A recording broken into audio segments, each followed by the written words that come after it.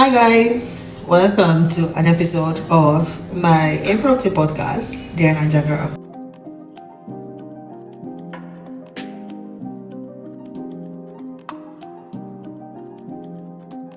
Today, while I do my skincare, I'm going to be talking to you guys about, I'm going to be sharing a story with you of a woman that I had the privilege, not privilege because she wasn't really a nice person, but I watched this woman's life and I got to learn a lot about her while I was growing up. And for some reason this week, this woman's life story has been replaying in my mind. So I'm going to share it with you guys today. And you guys can tell me, in all honesty, what you think, right? Sometimes we meet a lot of people and of course we know they're bad people, but we don't really understand some of the things, or should I say some of the little experiences all throughout their life that have made them who they currently are, right? So let's get into the story. Yeah. All right, there's this lady. She was our neighbor while I was growing up. She was married to my dad's best friend, but this story would not be as detailed or as, you will not understand it if I don't go start from the beginning. So let me start with her life story. So this lady grew up in a family of 4 children, 2 boys and 2 girls. No, scratch that, I'm sorry. 5, she had 4 siblings. There were 5 children. There were 3 girls and there were 2 guys. Now their dad died when she was, and she is the oldest sister. She's the first sister, and I think she's the first child as well. And their dad died when she was in junior secondary school. Now this lady at this time would be, she was 28, she would be 50 years old or 51 thereabout right now. So she was born in a time where women's rights was practically non-existent, and of course she grew up in the East. And if you're an Igbo, you're definitely familiar with our culture, and I want you to take note of this because there's so much more coming. Now this lady, when she was in JSS 3, that was when she saw her first period. And her mom was already hammering on her on how to be the best wife. Now imagine you're 14 years old and you're in junior secondary school. That means you're still in high school and your parents are already grooming you on marriage. She's the first child, their dad is late, and she needed to marry a well-to-do man as quickly as possible so that he can assist the mother in taking care of the family. Now she's the eldest, and then the next person was a guy, a young man, and then after that person there were 2 girls, and their last born is a boy. Now the 2 girls, one was about to enter junior secondary school while the other one was still in like primary school. The boys were taken out of school in JSS, junior secondary, in JS 3. JS 3 was the last class they had, and then their mom sent them to go and learn a trade and make money, and then go sow their wild oats and get it out of their system and all that stuff. So in JSS 3, the second boy went to go learn a trade. The other 2 girls were still in school. The mom wanted to take the first daughter out of school, but the first daughter convinced her that being in school is where she's going to find a high caliber man that she's going to marry that will take care of the family. So the mom allowed her to stay in school. Now she finishes senior secondary. I'm just going to fast forward the story. By SS3, she had brought home 2 suitors. Now the mom felt that they were not well to do enough, so those suitors were not for her. So with that, she got admission into Oko Polytechnic, which is in Anambra State. In Oko Polytechnic, she meets this guy. Now this guy that she meets already has a girlfriend, right? And he was just coming to visit his girlfriend. Actually, his girlfriend is a Yoruba girl. He was coming to visit the girlfriend. He was already done with school and he already had an established business in Lagos, a well-to-do business was going well, booming and everything. And she meets this guy when he comes to visit the girl and all that stuff, and of course the girlfriend was her roommate. So she she goes home for the holiday, and of course the mom is always hounding her to give progress reports and every kind of person that she meets. That way they would know, if she's doing well or if she's not doing well on the assignment of finding a husband that will take care of her. So the mom asks her and says, what's up, what's the detail, were you able to find any catch in school this time around and everything? She tells the mom that, oh yes, that she met this great guy, has a great business in Lagos, he's doing so well, but the problem is that he's dating my roommate. He already has a girlfriend. And the mom says, well, that's not a problem. Even when people get married, we still end up going in and scattering the whole thing. So what's a relationship with a roommate that we cannot, fix to your favor? And tells the girl that she should find a way to bring the guy to their home in the village, and she's going to see what she can do. So the daughter says okay, and then one Christmas holiday, she tells the roommates that they should come visit her and spend Christmas in her village. The boyfriend can come. Now the roommate says, oh, that's actually great, because like my boyfriend is from the same place as you. And the girl is shocked. Yeah, so she says, oh, my guy is from your place, so that's like perfect. She tells her that the boyfriend is from her place, and she's shocked, she's surprised, she's like, oh, okay, where from my place? She tells her that, oh yeah, he's from so village. Now the village that the roommate's boyfriend was from is literally the same village as her. In fact, their street is just like one corner away, which is like, wow, convenient, because in all the planning that she did, this was not something that she included in her plan.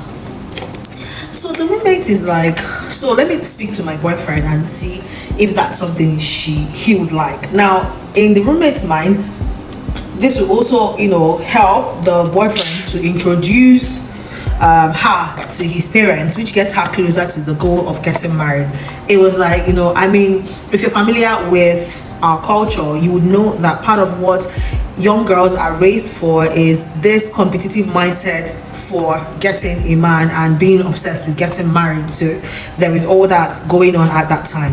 Now, one of the things that this part of the story teaches me is that, and I hope it teaches you as well, is that most times you give people access to what you have, and it's not just limited to relationships or dating or marriage and everything. We need to learn to put people in the space that they occupy in our life. Let a roommate be a roommate, let a friend be a friend, let an acquaintance be an acquaintance, and let's not promote people into bigger spaces in our life when we don't actually know them as well as we think we do. Another thing that it teaches me is that you might know everything about a person and still don't know the person. And also, we need to learn where to apply graces to people in our life. Okay, so let me continue. So she speaks to the boyfriend, and the boyfriend says, okay, let's do it. Now, this conversation was held in like around, let's say, October, and Christmas is still like 2 months away, so it's not like it's immediately. Now this girl decides to begin to research the so-called boyfriend of her roommate's family, since the roommate says that the boy is from the same village as hers, and that their family houses is just like one small street apart. So she goes and she begins to look for the roommate's boyfriend's family, and she finally found the family. So his mom was still around. Now his mom has a farmland that the dad left for her before he died, and she was managing it all alone while her son was in Lagos hustling to take care of the family. He's the only son, by the way. She has 2 children, only 2 children, a daughter who was married to a northerner, and the son who was in Lagos hustling. Now they used to live in the north when the dad was alive, and then they came back when the dad died. The dad died from insurgency. There was an insurgency in the north, a battle between the Igbos and the northerners, and he died. Now what she did was she started helping the mom with the farm work, cooking in the house, cleaning the house, going to the farm, helping the mom to farm, to harvest, to do everything. Now, for every time the son comes to visit the mom before the Christmas, or every time that the son writes to the mom tells him amazing, wonderful tales about this amazing woman who was at the ripe age for marriage, and she has been helping her in the farm, in the house, cooking, cleaning, everything, and everybody loves her. The uncles, the mom, everybody loves her. Now the son keeps saying, oh, well, that's like not my business. I am currently seeing someone and we are perfect for each other. And the mom is like, oh yeah, no, I'm just telling you, like, there's this girl amazing that's been helping me. Now the son says, oh, no problem, when I come back for Christmas, I will make sure to thank her. Now there's this thing that the Igbos do. In fact, I think it's part of every culture. I don't know if they still do it now, where when you want to marry somebody, the family will go and investigate the family of the girl that you want to marry into, just to be sure that the family is on the up and up. And I think the girl's family does the same for the guy. So the mom is already doing this for the girl.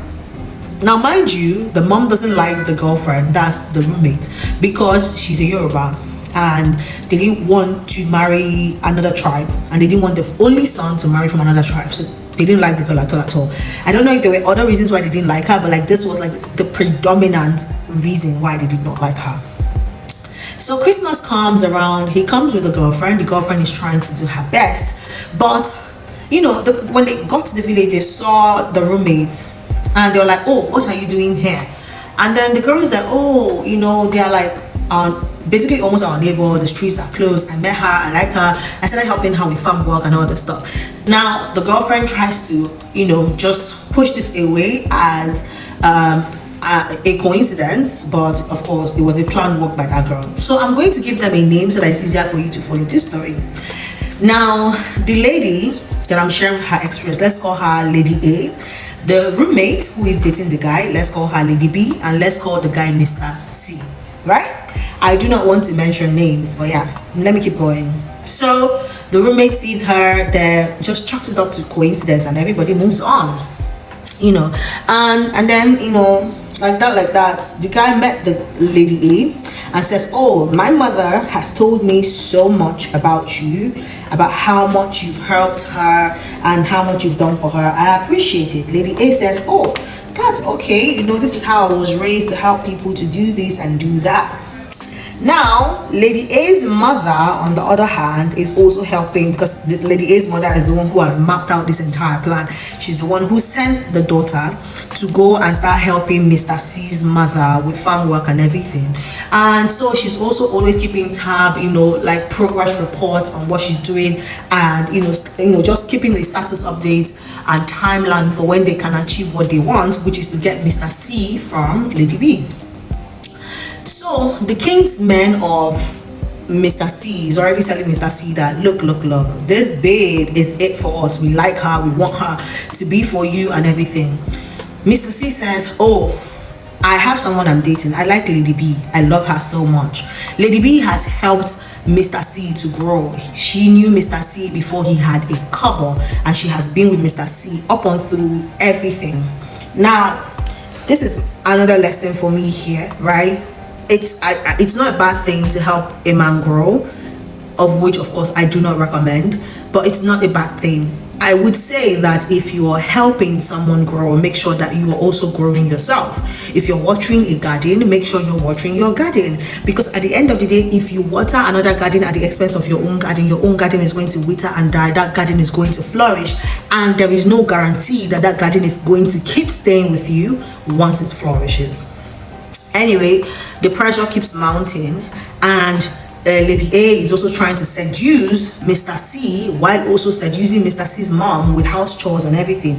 This is another lesson. People always assume that there is only one kind of seduction, and I'm here to tell you that there are different kinds of seductions. Okay, let's keep going. So Lady A successfully seduces Mr. C, and Mr. C sleeps with Lady A. Now Christmas is over, everybody goes back to school.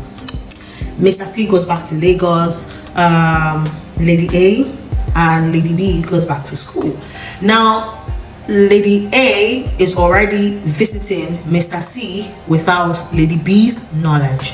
Now everything comes down on a crucifix when Lady B goes to visit Mr. C and sees Lady A there, and then asks Lady A, like, what are you doing at my man's house? Lady A says, his mom told me to come visit. And Lady B is like, why would his mom tell you to come visit? And she says, because they are close.